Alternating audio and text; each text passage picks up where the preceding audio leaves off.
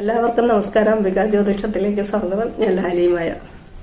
നമ്മുടെ ജാതകത്തിലെ സാമ്പത്തികപരമായിട്ടുള്ള ഉന്നതികൾ എപ്പോഴൊക്കെ വരുമെന്നും മനസ്സിലാക്കി എടുക്കണമെങ്കിൽ ജാതക വിശകലനത്തിൽ കൂടെ മാത്രമേ പറ്റുകയുള്ളൂ. ഒരാളിന്റെ ജാതകത്തിൽ അയാളുടെ സാമ്പത്തികപരമായിട്ടുള്ള നേട്ടങ്ങൾ ഏത് ദശാകാലത്ത് ആണ് നടക്കുന്നത് എന്നറിയണമെങ്കിൽ ജാതക വിശകലനം അത്യാവശ്യമാണ്. ജനിച്ച വർഷം, മാസം, തീയതി, സമയം, സ്ഥലം എന്നിവ മനസ്സിലാക്കി വേണം ആ കാര്യങ്ങളെക്കുറിച്ച് ചിന്തിക്കാൻ.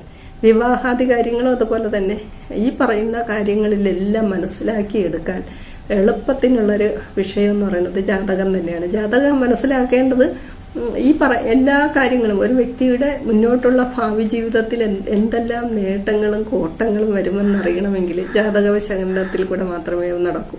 അപ്പോൾ ഇവിടെ നമുക്കെപ്പോഴും ചിന്തിക്കേണ്ട ഒരു വിഷയം സാമ്പത്തികപരമായിട്ടുള്ള ഉന്നതികൾ